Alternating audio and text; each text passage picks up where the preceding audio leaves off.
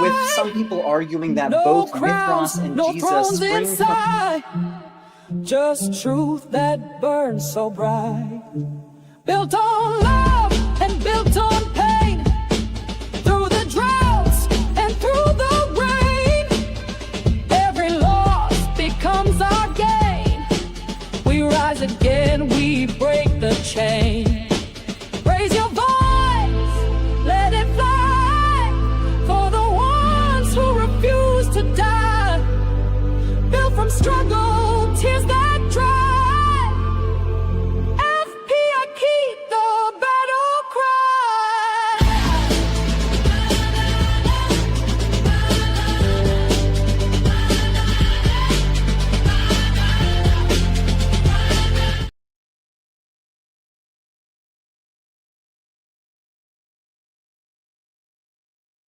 Christianity wasn't the only up-and-coming religion in the Roman Empire. Another god by the name of Mithras had attracted his own cult following around the 1st century CE, and this lasted a few hundred years until it disappeared by the 5th century. This so-called cult of Mithras is one of the least understood ancient religions, and unfortunately one of the most misrepresented religions too. Part of the problem is that Mithras has become an unwilling hostage in a battle over the existence of Jesus himself, with some people arguing that both Mithras and Jesus spring from some universal savior god motif, and that both of these guys share certain characteristics, like the claim that they were born on December 25th, that they were born of a virgin, or that they both had 12 disciples. There's the Persian god Mithras, 600 years before Christ, born December 25th, performed miracles, resurrected on the 3rd day, known as the Lamb, the Way, the Truth, the Light, the Savior, Messiah.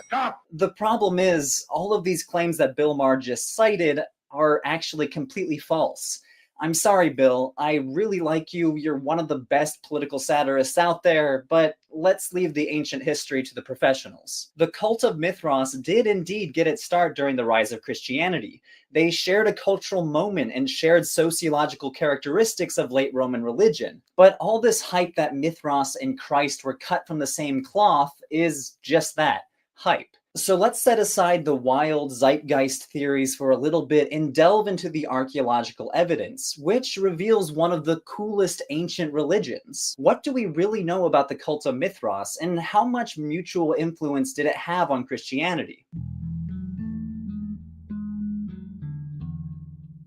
The cult of Mithras was a religious movement that got its start in Rome around the 1st century CE, centered on the worship of a Romanized Persian god, Mithras, commonly depicted as a man dressed in Persian garb slaying a bull. By the 3rd century, it was widespread across the Roman Empire, from Britain to North Africa to the Black Sea to Syria, but by the 5th century it fizzled out and disappeared. But before I go any further, it's important to say that the cult of Mithras was a new religious movement under the Roman Empire.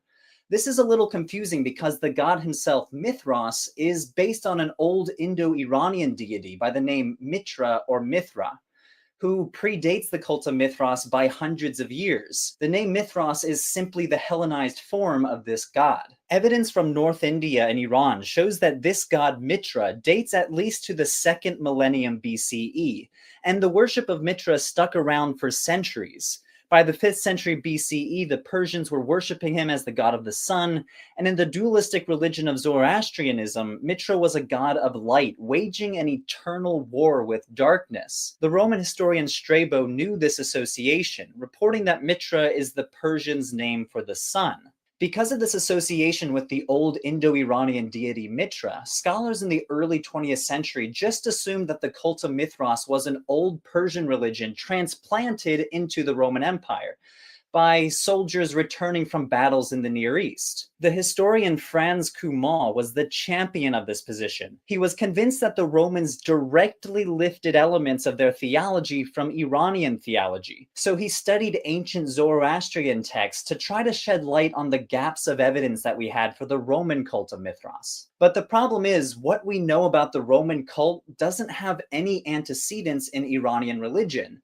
So scholars today try to downplay this theory that there was a direct line of influence from the East. Manfred Klaus, one of the premier scholars of this field, says it best: no direct continuity, either of a general kind or in specific details, can be demonstrated between the Perso-Hellenistic worship of Mitra and the Roman mysteries of Mithras.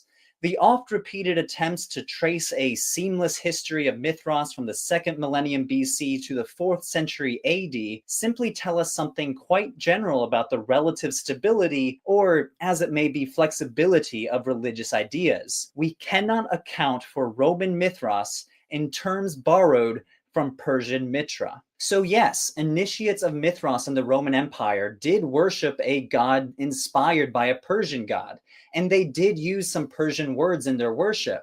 But we really are dealing with a Roman religion here, and we should treat it as such. So let's get into the evidence. And here's where it gets a little more tricky. We have 0 writings from people who worshipped Mithras in the Roman Empire.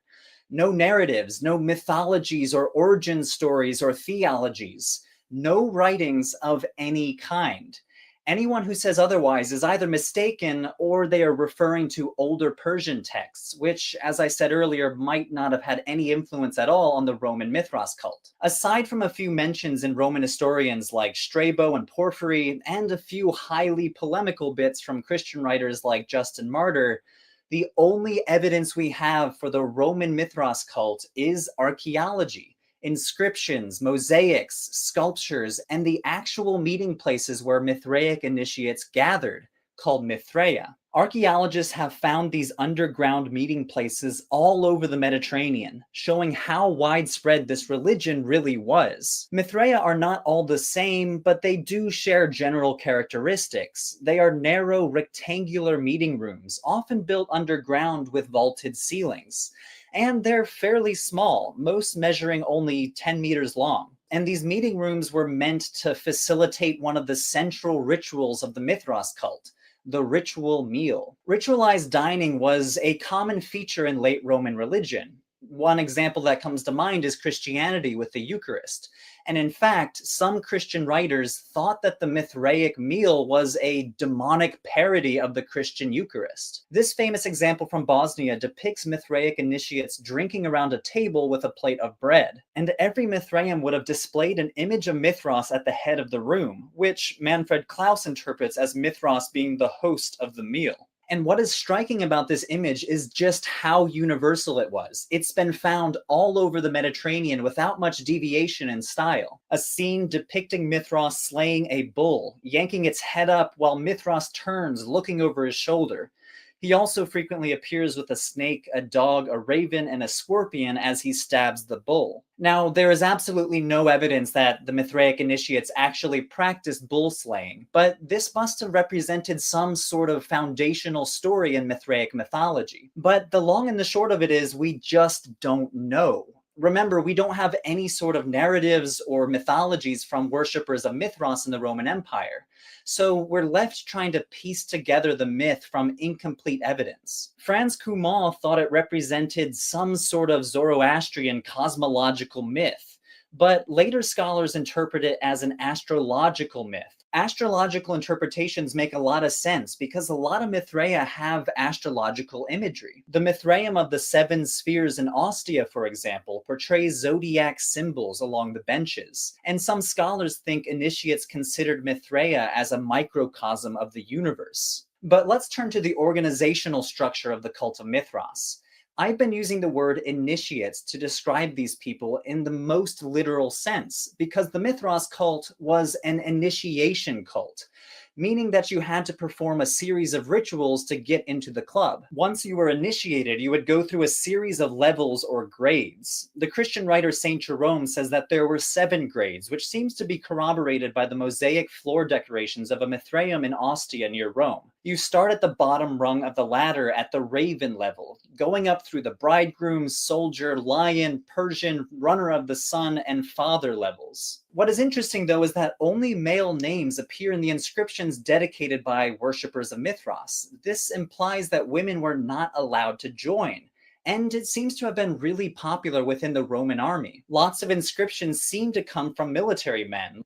Another inscription discovered under the Church of Saint Stefano Rotondo in Rome was dedicated by two guys, one who was the priest of the local military barracks in Rome, and another who was a member of the Equites class, a low-ranking aristocrat. But inscriptions throughout the Roman Empire shows that men from all walks of life would join the cult. We have names from Roman politicians, merchants, and even slaves. But don't go thinking that this was an egalitarian cult. Even though slaves could become initiates, there is no evidence that they rose very far in the ranks.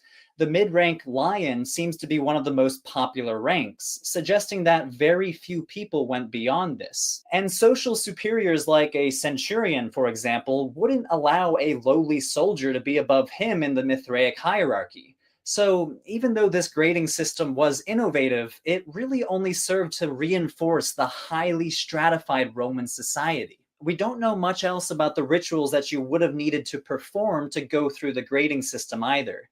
These rituals, by and large, were kept secret by Mithraic initiates.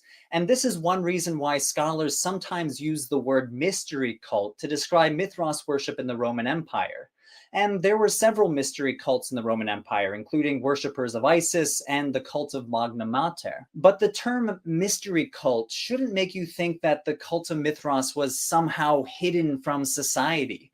In fact, some Mithraea are found in public buildings. There is a large Mithraeum located in the Baths of Caracalla, a public bathhouse in Rome, and another in Crypta Balbi, a large apartment complex in Rome. So if you were a neighbor to the Baths of Caracalla, you probably had some sort of idea what was going on inside of there, and maybe you even knew somebody who attended the ritual meals there.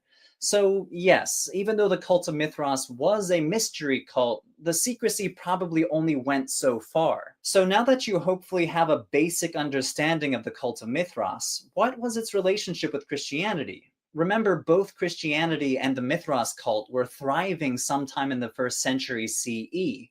But this fact has kind of let people's imaginations run wild. So let's start with dispatching the myths that Bill Maher mentioned earlier in the episode. First of all, the claim that Mithras had a virgin birth just like Jesus. Remember, we have no texts from worshippers of Mithras, so we don't have any sort of narrative or myth like the birth of Jesus in the Gospels of Matthew and Luke. However, what we do have are sculptures depicting Mithras being born from a rock. All of these portray him holding a torch and a dagger.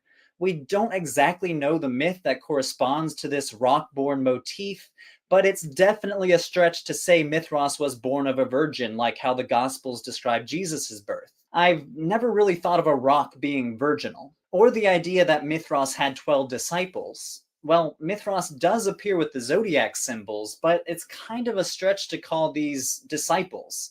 I would sooner say this is evidence that Mithraic initiates thought of Mithras in astrological terms. Others claim that Mithras died on a cross, celebrated a Last Supper, or was visited by Magi. Again, none of these come from any ancient source, and we have no archaeological evidence that backs up these claims. All of these claims come from non-scholarly writers in the 18th and 19th centuries, which have persisted as rumors for decades. A guy named Godfrey Higgins in 1836, for example, claims that Mithras had 12 disciples like Jesus, but provides no sources. The American author T.W. Duane wrote in the late 1800s that Mithras was visited by Magi carrying gold, frankincense, and myrrh.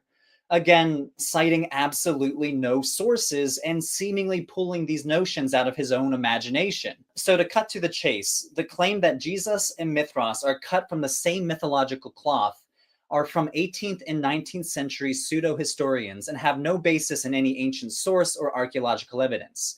If you don't believe me, I have citations in the descriptions below, and I highly encourage you to go read them for yourself. These 200-year-old rumors continue to persist because no one bothers to check the historical sources. If you go study the archaeology of the cult of Mithras, none of these claims hold water. The only one of these claims that's sort of based in reality is the claim that Jesus and Mithras both were thought to have a birthday on December 25th.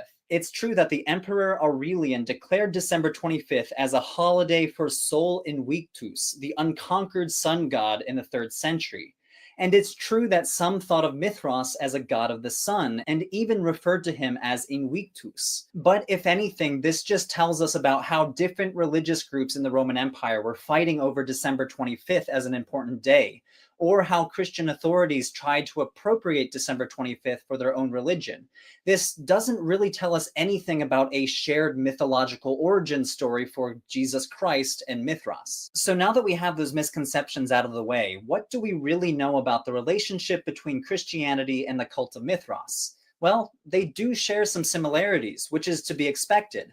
They both started in the Roman Empire and therefore share similar cultural influences that we see in Roman religion, like meeting together in small places to share a ritual meal. Like I said earlier, ritual dining was a common practice among all sorts of Roman cults. So even though Justin Martyr definitely thought the Mithraic initiates were engaging in a demonic parody of the Eucharist, Christians and Mithras worshippers weren't really copying each other. They were just doing what everyone else was doing in the Roman Empire. And there were probably differences. The theological significance of the Eucharist was almost certainly different from the significance of the Mithraic meals. And both religions regularly met with their co-religionists in small buildings. The small Roman garrison town of Dura Europus, for example, had a Christian house church of sorts right down the street from a Mithraeum. But some of the interactions between Christianity and the cult of Mithras were antagonistic.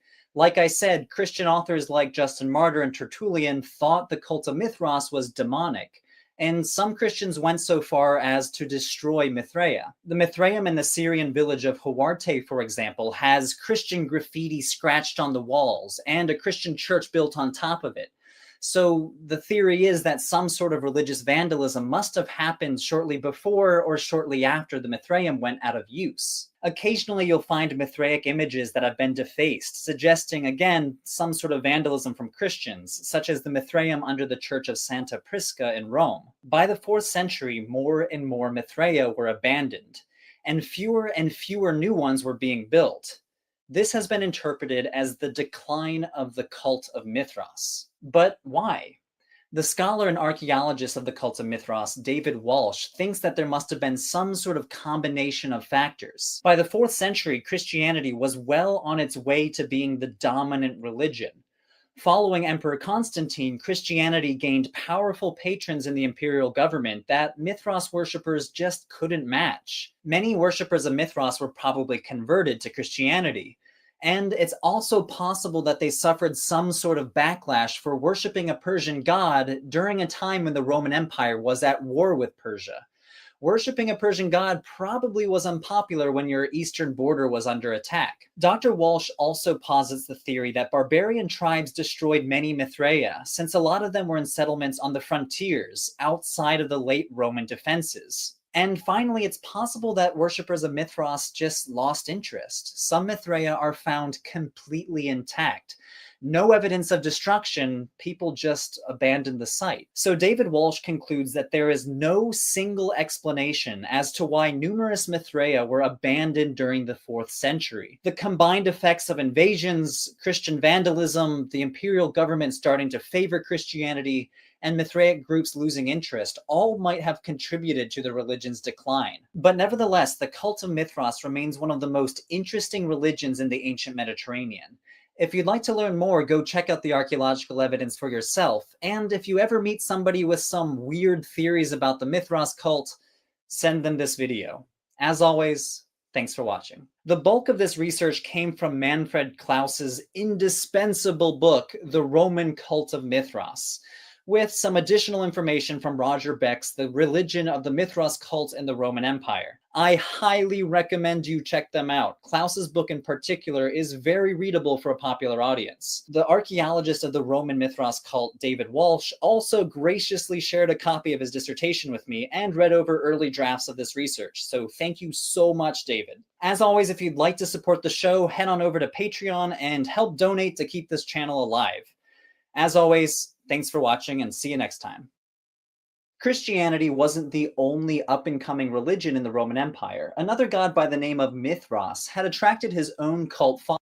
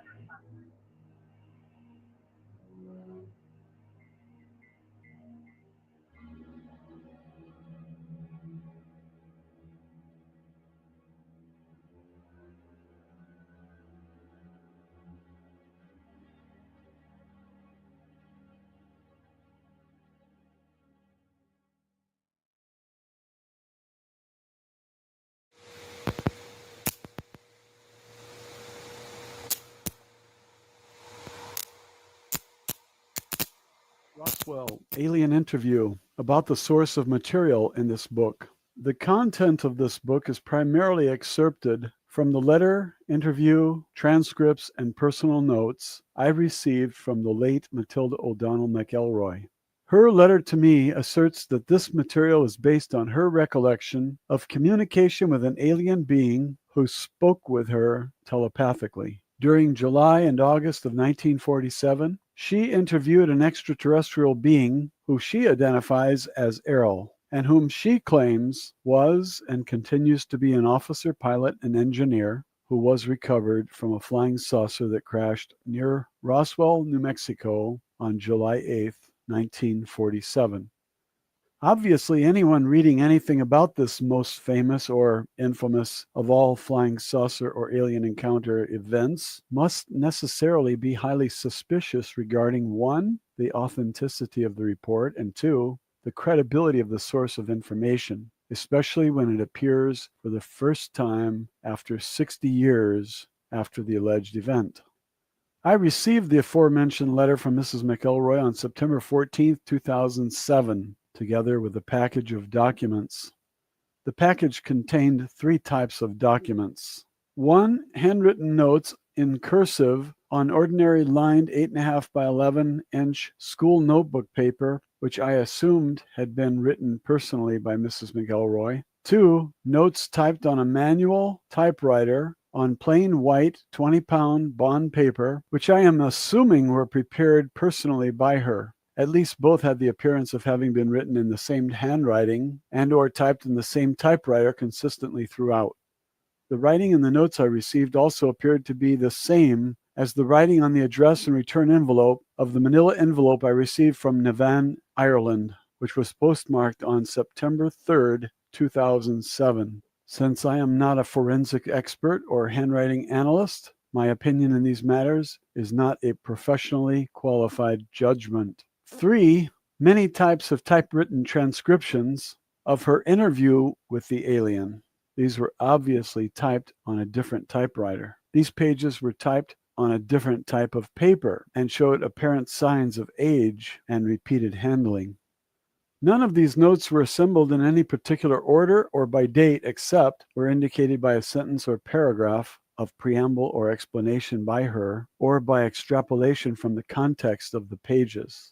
Voltaire is quoted as having said, "History is a Mississippi of lies." According to the comments made by the alien in the interview transcripts supplied by Mrs. McElroy, the fundamental lesson of history is that many, many gods have become men, but very few men, if any, have returned to being a god again. According to the alien being, Errol, if anything he, she, or it supposedly communicated can be trusted, and if the translation or interpretation of this alleged communication is accurate, the history of this universe is a river of lies, down which the might and freedom of all-powerful, godlike, immortal spiritual beings ended and was lost in a sea of matter and mortality. Furthermore, according to the very direct and undiplomatic statements made, which seem to express the personal opinion of the alien, if one were traveling the far reaches of the universe in search of a place called Hell, it would be an accurate description of Earth and the inhabitants in its current condition. To further compound, complicate, and magnify the incredible source of the interview transcripts I received from Mrs. McElroy is the fact that they are, 1, based almost entirely on telepathic communication between the alien and Mrs. McElroy. 2, many of these interviews discuss paranormal activities of immortal spiritual beings. Of course, most scientific authorities are unwilling to acknowledge or perceive spiritual phenomena of any kind. The dictionary definition of the word paranormal is Adjective. 1. Cannot be explained by scientific methods. 2. Supernatural or seemingly outside the normal sensory channels. By definition, people who use the word paranormal are 1. Not able to explain spiritual phenomena, and 2. Spiritual phenomena are outside of their normal sensory channels. In short, scientists suffer from the inability and or unwillingness to perceive and or explain spiritual activities. Therefore, the discussion of spiritual activities or spiritual universes in this book are expected to be understood only by those who can and will perceive such things. According to the time spans related by the alien in several of the interviews, there are a number of compelling and heretofore unknown reasons that suggest the possibility that many extraordinary miscalculations have been made by Earth scientists regarding the origins and antiquity of the universe, Earth, life forms, and events. Of course, these may or may not be accurate either, as time and its ugly stepchild, history, are largely subjective. However, it can be observed that, by contrast with interstellar or macrocosmic time, the historical perspectives of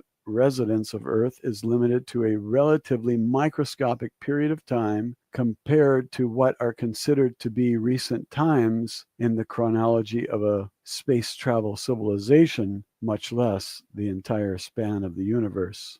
The geological record of Earth is reckoned by the best guesses of scientists to be about 4 billion years. The antiquity of Homo sapiens in the archaeological textbooks is estimated at only a few million years at most.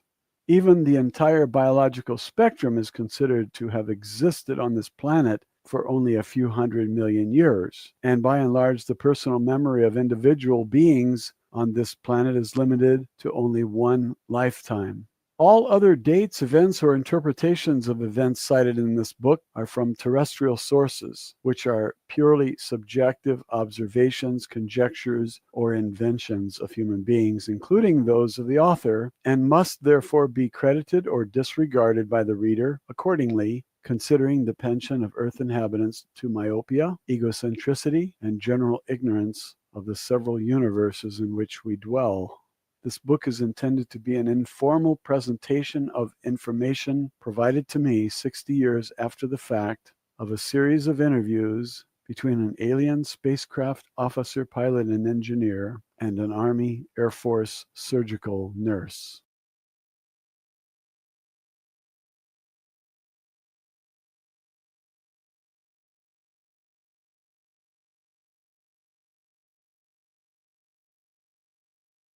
Roswell, alien interview.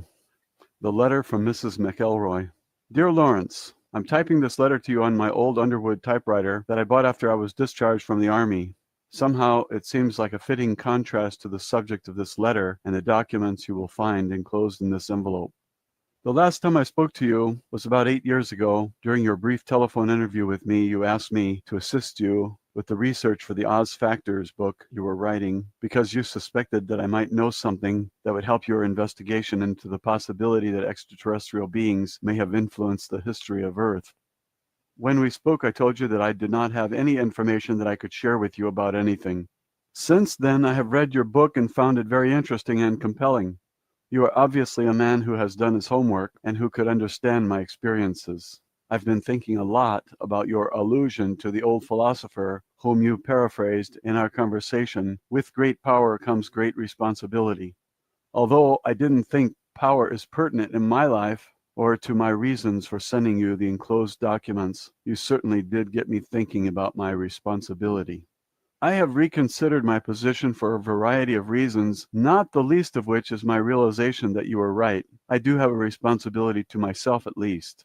I cannot possibly tell you all the personal hell of ethical irresolution and spiritual ambivalence I have endured since 1947. I do not want to keep playing the game of maybe I should have or maybe I shouldn't have through the rest of eternity. Many men have been killed to extinguish the possibility of revealing the knowledge I have helped to withhold from society until now. Only a small handful of people on earth have seen and heard what I have had the burden of keeping secret for 60 years. All those years I thought that I had been entrusted with a great deal of confidence by the powers that be in our government. although I have often felt that power is greatly misguided to protect mankind from certain knowledge that not only do intelligent extraterrestrial life forms exist, but they have and continue to aggressively monitor and invade the lives of everyone on Earth every day. Therefore, I think the time has come to pass along my secret knowledge to someone I think will understand it. I don't think it would be responsible of me to take the knowledge I have into the silent afterlife beyond reach of recognition. I think there is a greater good to be served than protecting the vested interests for whom this information is considered a matter of national security, whatever that means, and therefore justification for making it top secret. Also, I am now 83 years old. I have decided to leave this body, which has outlasted its usefulness to me, using a painless method of self-administered euthanasia.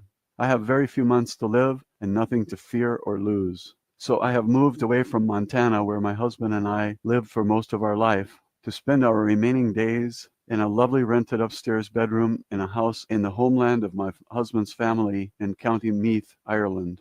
I will die not far from the great mound at Noth and Doth, the fairy mound of darkness. These are sacred cairns, or massive stone structures that were erected about 3700 BCE and engraved with indecipherable hieroglyphs about the same time as the pyramids or other inexplicable stone monuments were being built all over the earth. I am also not far from the hill of Tara, that was once the ancient seat of power in Ireland, where 142 kings are said to have reigned in prehistoric and historic times. In ancient Irish religion and mythology, this was the sacred place of dwelling for the gods and was the entrance to the other world. Saint Patrick came to Tara to conquer the ancient religions of the pagans. He may have suppressed the religious practices in the area, but he certainly did not have any impact on the gods who brought these civilizations to Earth, as you will discover when you read the documents enclosed. Therefore, this is a fitting location for my departure from this unholy world and final release from the burdens of this life.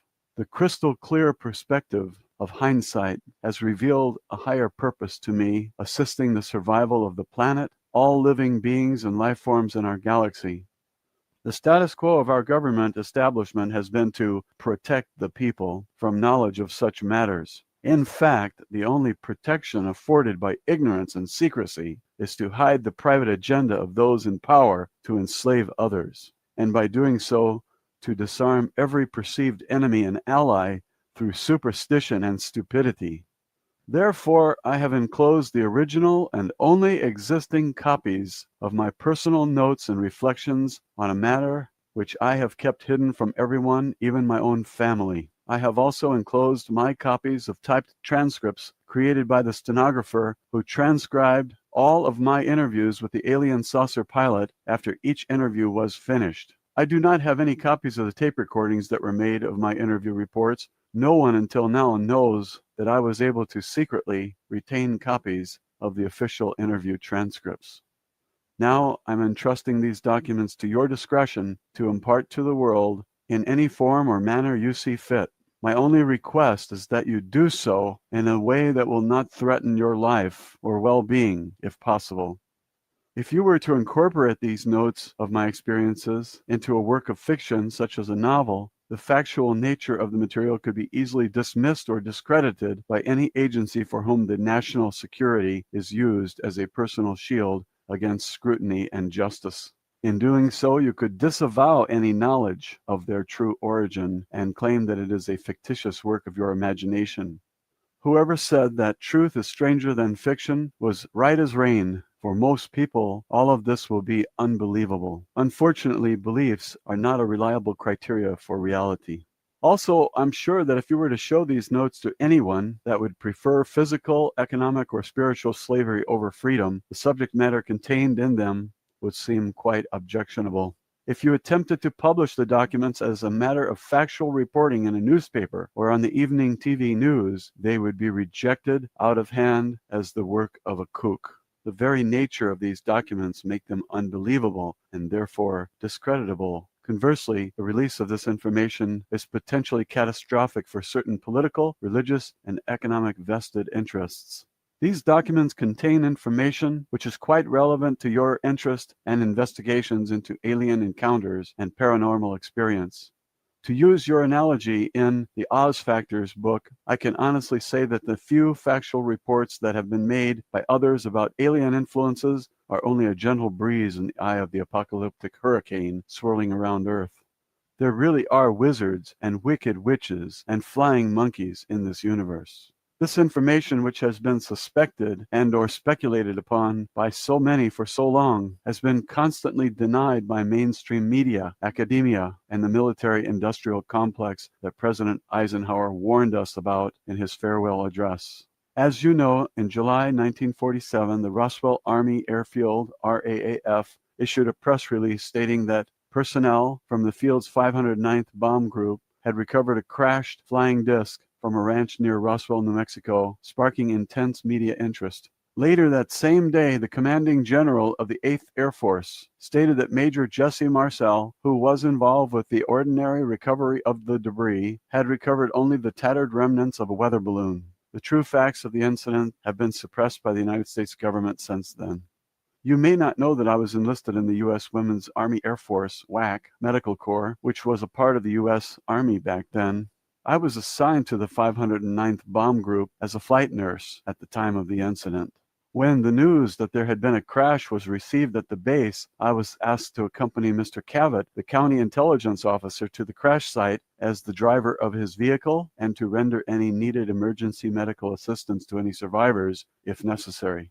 Therefore, I briefly witnessed the wreckage of an alien spacecraft as well as the remains of the several alien personnel aboard the craft who were already dead. When we arrived, I learned that one of the personnel on board the craft had survived the crash and was conscious and apparently uninjured. The conscious alien was similar in appearance but not the same as the others. None of the other personnel present could communicate with the survivor, as the being did not communicate verbally or by any recognizable signs. However, while I examined the patient for injuries, I immediately detected and understood that the alien being was attempting to communicate with me by mental images or telepathic thought, which projected directly from the mind of the being. I immediately reported this phenomenon to Mr. Cavett, as no other person present could perceive these thoughts and the alien seemed able and willing to communicate with me. It was decided after a brief consultation with a senior officer that I would accompany the surviving alien back to the base. This was partly due to the fact that I was a nurse and could attend to the physical needs of the alien, as well as serve as a non-threatening communicator and companion. After all, I was the only woman at the site and the only one who was not armed. I was thereafter assigned permanently to serve as a companion of the alien at all times. My duty was to communicate with and interview the alien and to make a complete report of all that I had discovered to command authorities. Subsequently, I was supplied with specific lists of questions provided to me by military and non-military personnel, which I was to interpret for the alien and record the responses to the questions provided. I also accompanied the alien at times during medical testing and the many other examinations to which the alien was subjected by staff from numerous government agencies. I was given a promotion in rank to Senior Master Sergeant to improve my security rating and to increase my pay grade from $54 a month to $138 per month for this very unusual assignment. I performed these duties from July 7 through August 1947, at which time the alien died or departed the body, as you will read about in my notes. Although I was never left entirely alone with the alien, as there were always military personnel, intelligence agency people, and a variety of other officials present from time to time, I did have uninterrupted access to and communication with the alien being for nearly 6 weeks. Hereinafter is an overview and summary of my personal recollections of conversations with the alien craft pilot, whom I came to know by the identity of Errol. I feel that it is my duty at this time, in the best interest of the citizens of Earth, to reveal what I have learned from my interaction with Errol during those 6 weeks, on the anniversary of her death or departure 60 years ago. Although I served as a nurse in the Army Air Force, I am not a pilot or technician. Further, I did not have any direct contact with the spacecraft or other materials recovered from the crash site at that time or thereafter. To that degree, it must be taken into consideration that my understanding of the communications I had with Errol are based on my own subjective ability to interpret the meaning of the thoughts and mental images I was able to perceive. Our communication did not consist of spoken language in the conventional sense. Indeed, the body of the alien had no mouth through which to speak. Our communication was by telepathy. At first, I could not understand Errol very clearly. I could perceive images, emotions, and impressions, but it was difficult for me to express these verbally. Once Errol learned the English language, she was able to focus her thoughts more precisely using symbols and meanings of words I could understand. Learning the English language was done as a favor to me. It was more for my own benefit than hers. By the end of our interview sessions, and increasingly since then, I have become more comfortable with telepathic communication. I have become more adept at understanding Errol's thoughts as though they are my own. Somehow, her thoughts became my thoughts. Her emotions are my emotions. However, this is limited by her willingness and intention to share her own personal universe with me. She is able to be selective about what communication I am allowed to receive from her. Likewise, her experience, training, education, relationships, and purposes are uniquely her own. This is the symbol of the domain. The domain is a race or civilization of which Errol, the alien I interviewed, is an officer, pilot, and engineer serving in the Domain Expeditionary Force. The symbol represents the origin and unlimited boundary of the known universe, united and integrated into a vast civilization under the control of the domain. Errol is currently stationed at a base in the asteroid belt, which she refers as a space station in the solar system of Earth. First and foremost, Errol is herself. Secondarily, she voluntarily serves as an officer, pilot, and engineer in the Domain Expeditionary Force. In that capacity, she has duties and responsibilities, but she is at leave to come and go as she pleases also. Please accept this material and make it known to as many people as possible. I repeat that it is not my intention to endanger your life with the possession of this material, nor do I really expect you to believe any of it either. However, I do sense that you can appreciate the value that such knowledge may have to those who are willing and able to face the reality of it. Mankind needs to know the answers to questions which are contained in these documents. Who are we? Where did we come from? What is our purpose on Earth? Is mankind alone in the universe?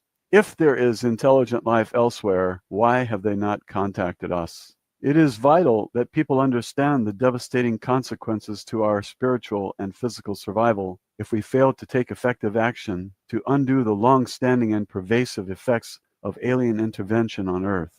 Perhaps the information in these documents will serve as a stepping stone to a better future for mankind. I hope that you can be more clever, creative, and courageous in the distribution of this information than I have been. May the gods bless you and keep you. Mrs. Matilda O'Donnell McElroy, Senior Master Sergeant, Women's Army Air Force Medical Corps, retired. 100 Troytown Heights, Nevin Meath County, Meath, Ireland.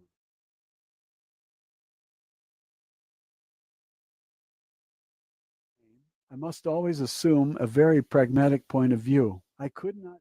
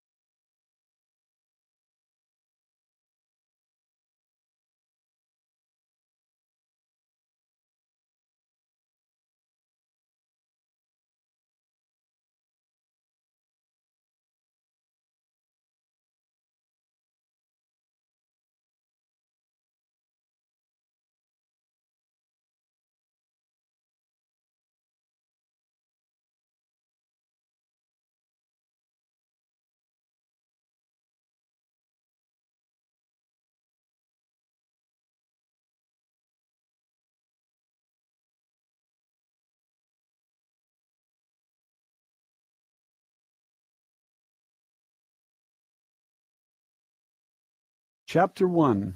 My first interview with the alien. Matilda O'Donnell McElroy personal note.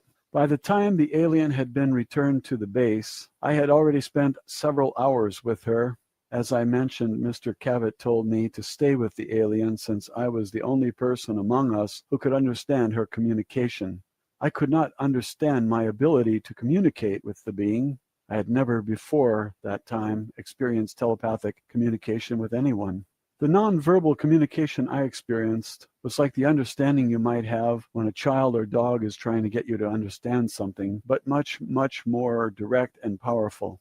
Even though there were no words spoken or signs made, the intention of the thoughts were unmistakable to me. I realized later that although I received the thought, I did not necessarily interpret its meaning exactly. I think that the alien being was not willing to discuss technical matters due to the nature of her position as an officer and pilot with the duty to maintain the security and confidentiality required by her own unit or organization.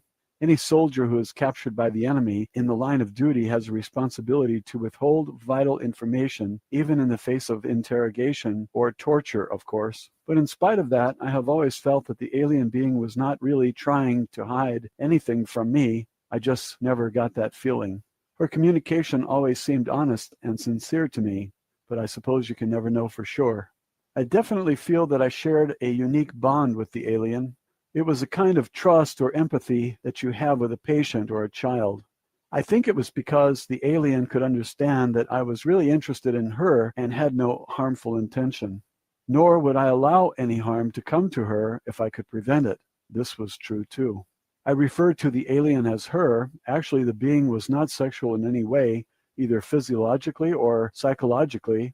She did have a rather strong feminine presence and demeanor. However, in terms of psychology, the being was asexual and had no internal or external reproductive organs. Her body was more like the body of a doll or robot. There were no internal organs as the body was not constructed of biological cells. It did have a kind of circuit system or electrical nervous system that ran throughout the body, but I could not understand how it worked. In stature and appearance, the body was quite short and petite, about 40 inches tall. The head was disproportionately large relative to arms, legs, and torso, which were thin. There were 3 fingers on each of 2 hands and feet, which were somewhat prehensile. The head had no operational nose or mouth or ears. I understand that a space officer does not need these, as space has no atmosphere to conduct sound. Therefore, sound-related sensory organs are not built into the body, nor does the body need to consume food, hence the absence of a mouth.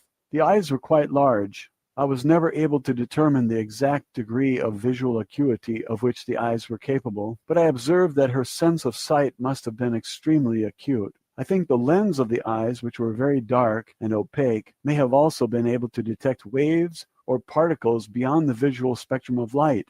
I suspect that this may have included the full range of the electromagnetic spectrum or more, but I don't know this for sure. When the being looked at me, her gaze seemed to penetrate right through me, as though she had X-ray vision. I found this a little embarrassing at first, until I realized she had no sexual intentions. In fact, I don't even think she ever even had the thought that I was male or female. It became very obvious after a short time with the being that her body did not require oxygen, food, or water, or any other external source of nutrition or energy. As I learned later, this being supplied her own energy, which animated and operated the body. It seemed a little bit eerie at first, but I got used to the idea. It's really a very simple body. There's not much to it compared to our own bodies. Errol explained to me that it was not mechanical, like a robot, nor was it biological. It is animated directly by her as a spiritual being. Technically, from a medical standpoint, I would not say that Errol's body could not be called alive. Her dull body is not a biological life form with cells and so forth. It had a smooth skin or covering which was gray in color. The body was highly tolerant to changes in temperature, atmospheric conditions, and pressure. The limbs were quite frail, without musculature.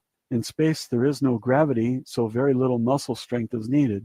The body was used almost entirely on a spacecraft or in low or no gravity environments. Since Earth has a heavy gravity, the body was not able to walk around very well, as the legs were not really suited to that purpose. The feet and hands were quite flexible and agile, however. Overnight before my first interview with the alien, the area had been transformed into a buzzing hive of activity. There were 12 men working on setting up lights and camera equipment. A motion picture camera and microphone and tape recorder was there, also set up in the interview room. I don't know why a microphone was needed since there were no verbal communications possible with the alien. There was also a stenographer and several people busy typing on typewriters. I was informed that an expert foreign language interpreter and a code-breaking team had been flown to the base during the night to assist with my efforts to communicate with the alien. There were also several medical personnel, specialists in various fields, to examine the alien, and a professor of psychology was there to help formulate questions and interpret the answers. As I was just a nurse, I was not considered to be a qualified interpreter, even though I was the only one there who could understand anything the alien was thinking. There were many subsequent conversations between us. Each interview resulted in an exponential increase in the understanding between us, as I will discuss later on in my notes. This is the first transcript with the answers to a list of questions provided to me by the intelligence officer at the base, which I debriefed to the stenographer immediately following the interview. Official transcript of interview, top secret. Official transcript of the U.S. Army, Air Force Roswell Army Airfield, 509th Bomb Group. Subject, alien interview, July 9th, 1947. Question, are you injured? Answer, no. Question, what medical assistance do you require? Answer, none. Question, do you need food or water or other sustenance? Answer, no. Question, do you have any special environmental needs such as air temperature, atmospheric chemical content, air pressure, or waste elimination? Answer, no, I am not a biological being. Question, does your body or spacecraft carry any germs or contamination that might be harmful to humans or other Earth life forms? Answer, no germs in space. Question, does your government know you are here? Answer, not at this time. Question, are others of your kind going to come looking for you? Answer, yes.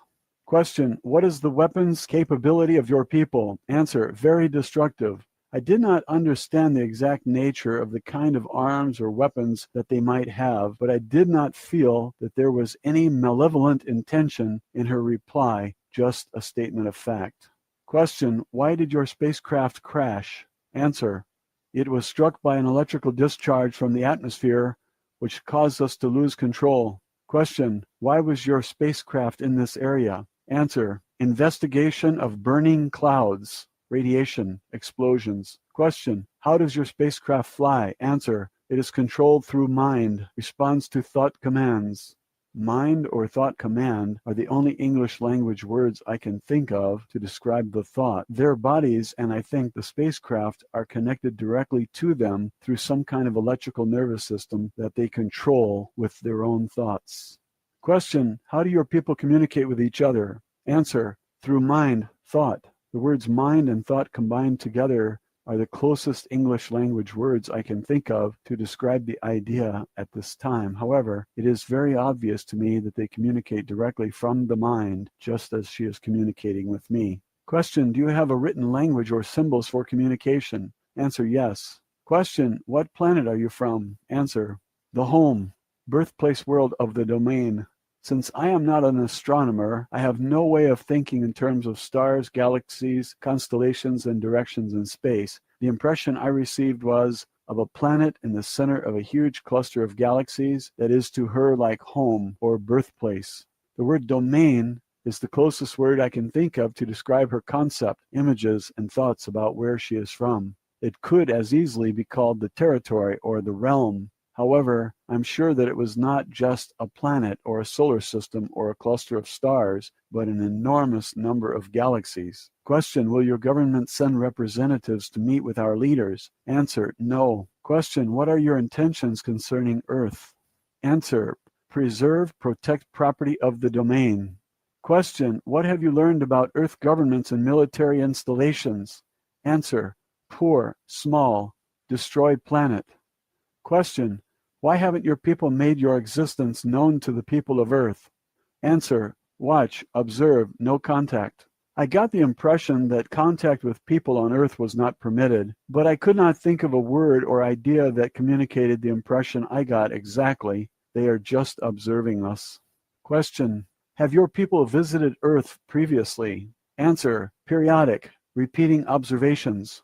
Question, how long have you known about Earth? Answer, long before humans. I'm not sure if the word prehistoric would be more accurate but it was definitely a very long period of time before human beings evolved. Question: what do you know about the history of civilization on Earth? Answer: small interest, attention, small time. The answer to this question seemed very vague to me. However, I perceived that her interest in Earth history is not very strong, or that she did not pay much attention to it. Or maybe, I don't know, I really didn't get an answer to the question. Question: can you describe your home world to us? Answer: place of civilization, culture, history, large planet, wealth, resources always, order, power, knowledge, wisdom, 2 stars, 3 moons. Question: what is the state of development of your civilization? Answer: ancient, trillions of years, always, above all others, plan, schedule, progress, win, high goals, ideas. I use the number trillions because I am sure that the meaning was a number larger than many billions. The idea of the length of time she communicated is beyond me. It's really closer to the idea of infinity in terms of Earth years. Question: do you believe in God? Answer: we think. It is. Make it continue. Always. I am sure that the alien being does not understand the concept of God or worship as we do. I assume that the people in her civilization were all atheists. My impression was that they think very highly of themselves and are very prideful indeed. Question: what type of society do you have? Answer: order, power, future always, control, grow. These are the closest words I can use to describe the idea she had about her own society or civilization.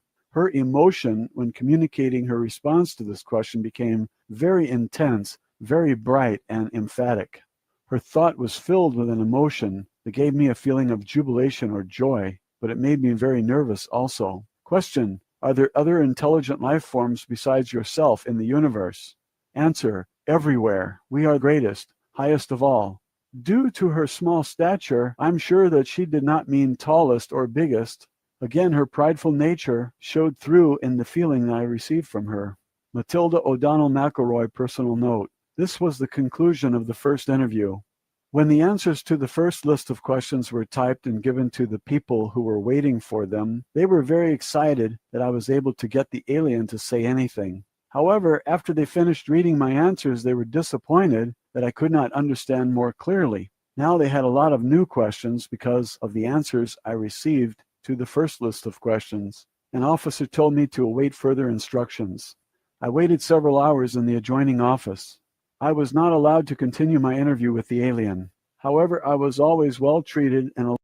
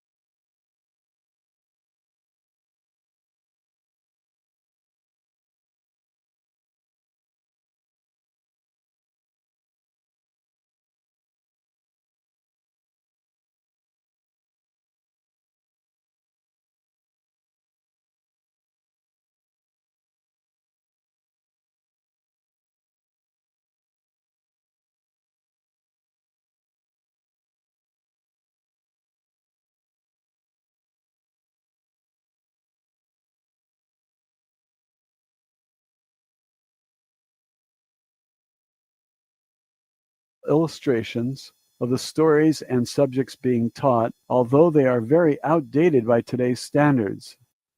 Nonetheless, Errol seemed to understand and absorb every word, sound, syllable, and meaning as we progressed. We continued this process for 14 hours a day for 3 consecutive days without interruption, except for a few meals and rest breaks on my part. Errol did not take breaks for anything. She did not sleep. Instead, she remained sitting in the overstuffed chair in the interview room, reviewing the lessons we had already covered. When I returned each morning to begin where we'd left off, she had already memorized the previous lessons and was well into the next pages. This pattern continued to accelerate until it became pointless for me to continue reading to her. Although Errol did not have a mouth to speak with, she was now able to think at me in English. At the end of these lessons, Errol was able to read and study by herself. I showed her how to use a dictionary to look up new words she encountered. Errol consulted the dictionary continually after that.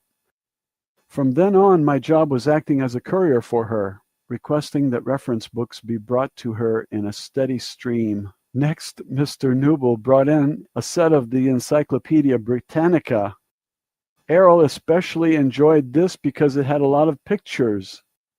After that, she requested many more picture books and reference books with photographs and drawings, because it was much easier to understand the meaning if she could see a picture of the thing she was studying. Over the next 6 days, books were brought in from libraries all over the country, I presume, because it wasn't more than a few more days before she had read through several hundred of them. She studied every subject I could imagine and many other very technical things I never wanted to know anything about, like astronomy, metallurgy, engineering, mathematics, various technical manuals, and so forth. Later, she began to read fiction books, novels, poetry, and the classics of literature. Errol also asked to read a great many books on the subjects in the humanities, especially history. I think she must have read at least 50 books about human history and archaeology. Of course, I made sure that she received a copy of the Holy Bible also, which she read from cover to cover without comment or questions. Although I continued to stay with Errol for 12 to 14 hours each day, most of that time during the following week had been spent without much communication between us, except for an occasional question she asked me.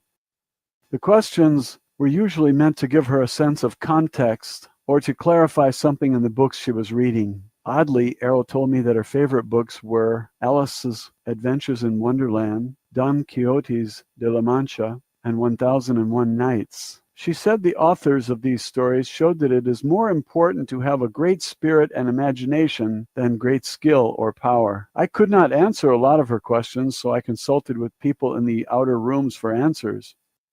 Most of these had to do with technical and scientific things. A few of her questions were about the humanities. The depth of complex understanding and subtlety of her questions showed that she had a very penetrating intellect. Personally, I think she had already known a lot more about the culture and history of Earth than she was willing to admit when we started. I would soon discover how much more.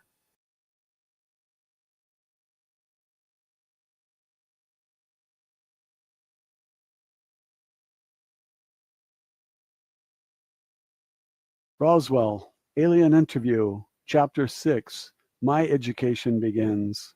Matilda O'Donnell McElroy personal note. By the 15th day after rescuing Errol from the crash site, I was able to communicate fluidly and effortlessly with her in English. She had absorbed so much more written material by this time that her academic education far exceeded my own. Although I graduated from high school in Los Angeles in 1940 and attended college for 4 years of pre-medical and nursing training, the variety of my own reading had been fairly limited. I had not studied most of the subjects to which Errol had now been exposed, especially considering her acute understanding, very intense study habits, and a nearly photographic memory. She was able to recall long passages from books she read. She was especially fond of sections of her favorite stories from classic literature like The Adventures of Huckleberry Finn, Tales from Gulliver's Travels, and Peter Pan, and The Legend of Sleepy Hollow. By this time, Errol had become the teacher and I was the student. I was about to learn what men of Earth don't know and have no way of knowing. The throng of scientists and agents who observed us through the one-way glass of our interview room, whom Errol and I now referred to as the gallery, were growing increasingly impatient to ask her questions. But Errol continued to refuse to allow any questions to be asked of her by anyone other than myself, even vicariously through me as an interpreter or in writing. On the afternoon of the 16th day, Errol and I sat next to each other as she read. She closed the last page of a book she was reading and placed it aside. I was about to hand her the next book from a large pile waiting to be read when she turned and said, or thought to me, "I'm ready to speak now." At first I was a little confused by the remark. I gestured for her to continue, and she began to teach me my first lesson. Official transcript of interview, top secret. Official transcript of the U.S. Army Air Force, Roswell Army Airfield, 59th Bomb Group. Subject, alien interview, July 24th, 1947. First session. "What would you like to say, Errol?" I asked. "I have been part of a domain expeditionary force in this sector of space for several thousand years. However, I have not personally had intimate contact with beings on Earth since 5965 BCE. It is not my primary function to interact with inhabitants of planets within the domain. I am an officer, pilot, and engineer with many duties to perform. Nonetheless, although I'm fluent in 347 other languages within the domain, I have not been exposed to your English language. The last Earth language with which I was conversant was the Sanskrit language of the Vedic hymns. At that time, I was a member of a mission sent to investigate the loss of a domain base located in the Himalaya Mountains. An entire battalion of officers, pilots, communications, and administrative personnel disappeared and the base destroyed. Several million years ago, I was trained and served as an investigation, data evaluation, and program development officer for the domain. Because I was experienced in that technology, I was sent to Earth as part of a search team. One of my duties involved interrogation of the human population that inhabited the adjoining area at that time. Many of the people in that region reported sighting Vimanas, or spacecraft, in the area. Following the logical extension of evidence, testimony, observation, as well as the absence of certain evidence, I led my team to the discovery that there were still old Empire ships and well-hidden old Empire installations in this solar system of which we had been completely unaware. You and I were unable to communicate in your language because I personally have not been exposed to your language. However, now that I have scanned the books and the material you provided me, this data has been relayed to our space station in this region and processed by our communications officer through our computers. It has been translated into my own language and relayed back to me in a context that I can think with. I have also received additional information from the files stored in our computers about the English language and domain records concerning Earth civilization. Now I'm prepared to give you certain information that I feel will be of great value to you. I will tell you the truth. Although truth is relative to all other truth, I wish to share with you as honestly and accurately as possible truth as I see it within the boundaries of my integrity to myself, to my race, and without violating my obligations to the organization I serve and have sworn to uphold and protect. Okay, I thought. Will you answer questions from the gallery now? No, I will not answer questions. I will provide information to you that I think will be beneficial to the well-being of the immortal spiritual beings who comprise humanity, and that will foster the survival of all the myriad life forms and the environment of Earth, as it is a part of my mission to ensure the preservation of Earth. Personally, it is my conviction that all sentient beings are immortal spiritual beings. This includes human beings. For the sake of accuracy and simplicity, I will use a made-up word, is-be, because the primary nature of an immortal being is that we live in a timeless state of is, and the only reason for their existence is that they decide to be. No matter how lowly their station in a society, every is-be deserves the respect and treatment that I myself would like to receive from others. Each person on Earth continues to be an is-be, whether they are aware of the fact or not. Matilda O'Donnell McElroy, personal note. I will never forget this conversation. Her tone was very matter-of-fact and emotionless. However, for the first time I sensed the presence of a warm and real personality in Errol. Her reference to immortal spiritual beings struck me like a flash of light in a dark room. I had never before considered that a human being could be an immortal being. I thought that status or power was reserved solely for the Father, the Son, and the Holy Ghost. And because I am a devout Catholic and subject to the word of the Lord Jesus and the Holy Father, I have never thought of a woman as an immortal spiritual being either, not even the Holy Mother Mary. Yet when Errol thought that thought, I became vividly aware for the first time that she personally was an immortal spiritual being, and so are we all.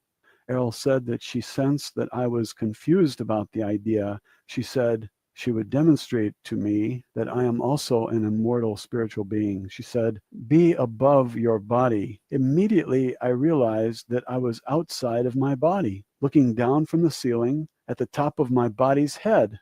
I was also able to see the room around me, including Errol's body, sitting in the chair next to my own body. After a moment, I realized the simple but shocking reality that I am not a body. In that moment, a black veil lifted, and for the first time in my life, and for a very long time into the past, I realized that I am not my soul, but that I am me, a spiritual being. This was an unexplainable epiphany, but one that fills me with joy and relief I cannot recall having experienced ever before. As for the immortal part, I do not understand her meaning, as I have always been taught that I am not immortal, a spirit perhaps, but certainly not immortal. After a moment, I'm not sure how long, Errol asked me if I had a better understanding of the idea. Suddenly, I was back inside my body again and said out loud, "Yes, I see what you mean." I was so taken aback by the experience that I had to get up from my chair and walk around the room for a few minutes. I made an excuse that I needed to get a drink of water and go to the restroom, which I did. In the restroom, I looked at myself in the mirror. I used the toilet, refreshed my makeup, and straightened my uniform. After 10 or 15 minutes, I felt more normal again and returned to the interview room. After that, I felt as though I was no longer an interpreter for Errol. I felt as though I was a kindred spirit. I felt like I was safe at home with a trusted friend or a family member, as close as any I had ever had. Errol sensed and understood my confusion about the concept of personal immortality. She began her first lesson with me by explaining this to me. Official transcript of interview continued. Errol told me her reasons for coming to Earth and for being in the area of the 509th Bomber Squadron. She was sent by her superior officers to investigate the explosions of nuclear weapons, which have been tested in New Mexico. Her superiors ordered her to gather information from the atmosphere that could be used to determine the extent of radiation and potential harm this might cause to the environment. During her mission, the spacecraft was struck by a lightning, which caused her to lose control and crash. The spacecraft is operated by ISBs, who use doll bodies in much the same way that an actor wears a mask and costume. It is like a mechanical tool through which to operate in the physical world. She, as well as all the other ISBs of the officer class and their superiors, inhabit these doll bodies when they are on duty in space. When they are not on duty, they leave the body and operate, think, communicate, travel, and exist without the use of a body. The bodies are constructed of synthetic materials, including a very sensitive electrical nervous system to which each ISB adjusts themselves or tune in to an electronic wavelength that is matched uniquely to the wavelength or frequency emitted by each ISB. Each ISB is capable of creating a unique wave frequency which identifies them much like a radio signal frequency. This serves in part as identification like a fingerprint. The doll body acts like a radio receiver for the ISB. No two frequencies or doll bodies are exactly the same. The bodies of each ISB crew member are likewise tuned into and connected to a nervous system built into the spacecraft. The spacecraft is built in much the same way as the doll body. It is adjusted specifically to the frequency of each ISB crew member. Therefore, the craft can be operated by the thoughts or energy emitted by the ISB. It is really a very simple direct control system, so there are no complicated controls or navigation equipment on board the spacecraft. They operate as an extension of the ISB. When the lightning bolt struck the spacecraft, This caused a short circuit and consequently disconnected them from the control of the ship momentarily, which resulted in the crash. Errol was and still is an officer, pilot, and engineer in an expeditionary force which is part of a space opera civilization which refers to itself as the Domain. This civilization controls the vast number of galaxies, stars, planets, moons, and asteroids throughout an area of space that is approximately 1/4 of the entire physical universe. The continuing mission of her organization is to secure, control, and expand the territory and resources of the Domain. Errol pointed out that their own activities were very similar in many ways to the European explorers who discovered and claimed the New World for the Holy Father, the Pope, and for the kings of Spain, Portugal, and later Holland, England, France, and so forth. Europe benefited from the property acquired from the native inhabitants. However, the native inhabitants were never consulted with or asked for their permission to become a part of the domain of the European nations and the soldiers and priests they sent to acquire territory and wealth in order to advance their interests. Errol said she read in a history book that the Spanish king regretted the brutal treatment of the native inhabitants by his soldiers. He feared retribution from the gods he worshipped, as described in the various testaments of the Bible. He asked the Pope to prepare a statement called the Requirement, which was supposed to be read to each of the newly encountered native inhabitants. The king hoped that the statement, whether it was accepted or rejected by the natives, would absolve the king of all responsibility for the resulting slaughter and enslavement of these people. He used this statement as justification to confiscate their lands and possessions by his soldiers and the Pope's priests. Apparently, the Pope personally did not have any feelings of guilt or responsibility in the matter.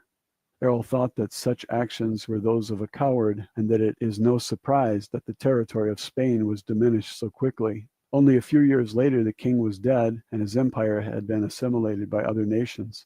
Errol said that this sort of behavior does not occur in the Domain. Their leaders assume full responsibility for the actions of the Domain and would not denigrate themselves in this fashion, nor do they fear any gods or have any regret for their actions. This idea reinforces my earlier suggestion that Errol and her people are probably atheists. In the case of the acquisition of Earth by the Domain, the rulers of the Domain have chosen not to openly reveal this intention to their native inhabitants of Earth until a later time when it may or may not suit their interest to reveal themselves. For the present time, it is not strategically necessary to make the presence of the Domain Expeditionary Force known to mankind. In fact, until now, it has been very aggressively hidden for reasons that will be revealed later. The asteroid belt near Earth is very small, but important location for the Domain in this part of space. Actually, some of the objects in our solar system are very valuable for their use as low-gravity space stations. They are interested primarily in the low-gravity satellites in this solar system, which consists mainly of the side of the moon facing away from Earth and the asteroid belt, which is a planet that was destroyed billions of years ago, and to a lesser degree Mars and Venus. Dome structures synthesized from gypsum or underground bases covered by electromagnetic force fields are easily constructed to house the Domain forces. Once an area of space is acquired by the Domain and becomes a part of the territory under its control, it is treated as the property of the Domain. The space station near the planet Earth is important only because it lay along a path of the Domain expansion route toward the center of the Milky Way galaxy and beyond. Of course, everyone in the Domain is aware of this, except for the people of Earth. Roswell, Alien Interview, Chapter 7, A Lesson in Ancient History. Matilda O'Donnell McElroy, personal note. My instruction with Errol continued through the night until dawn of the next morning. I must say that I was fascinated, skeptical, shocked, alarmed, dismayed, and disgruntled by the lesson I was getting from Errol. I could never have imagined any of what she was telling me, not even in my wildest dreams and nightmares. The next afternoon, after I had slept, showered, and eaten, I was debriefed about my interview session the previous evening by members of the gallery who recorded my account of what Errol told me.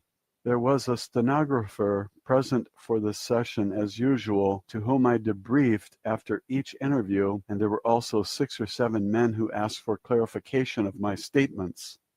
As always, there was constant pressure applied to me to use my influence with Errol to persuade her to answer specific questions prompted by members of the gallery.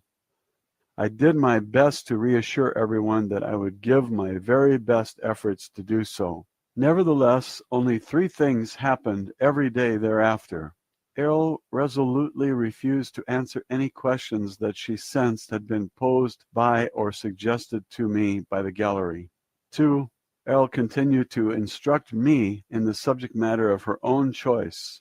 3. Every evening after my interview with or instruction from Errol, she would give me a new list of subject matter about which she wanted more information. Each evening, I presented this list to the gallery. The next day, Errol received a large stack of books, magazines, articles, and so forth. She would study all of these during the night while I slept. This pattern repeated every day during the remainder of the time I spent with her. The subject matter of my next interview or lesson from Errol continued with a brief history of Earth, our solar system, and nearby space from the perspective of the domain. Official transcript of interview, top secret. Official transcript of the U.S. Army Air Force Roswell Army Airfield 509th Bomb Group. Subject, alien interview, July 25, 1947, first session. Before you can understand the subject of history, you must first understand the subject of time. Time is simply an arbitrary measurement of the motion of objects through space. Space is not linear. Space is determined by point of view of an ISB when viewing an object. The distance between an ISB and the object being viewed is called space. Objects or energy masses in space do not necessarily move in a linear fashion. In this universe, objects tend to move randomly or in a curving or cyclical pattern, or as determined by agreed upon rules. History is not only a linear record of events, as many authors of Earth history books imply, because it is not a string that can be stretched out and marked like a measuring tool. History is a subjective observation of the movement of objects through space, recorded from the point of view of a survivor rather than those who succumbed.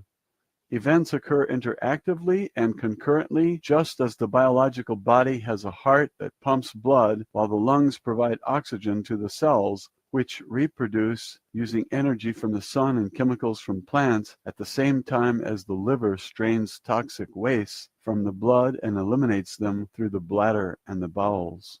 All of these interactions are concurrent and simultaneous. Although time runs consecutively, events do not happen in an independent linear stream. In order to view and understand the history or reality of the past, one must view all the events as part of an interactive whole. Time can also be sensed as a vibration, which is uniform throughout the entire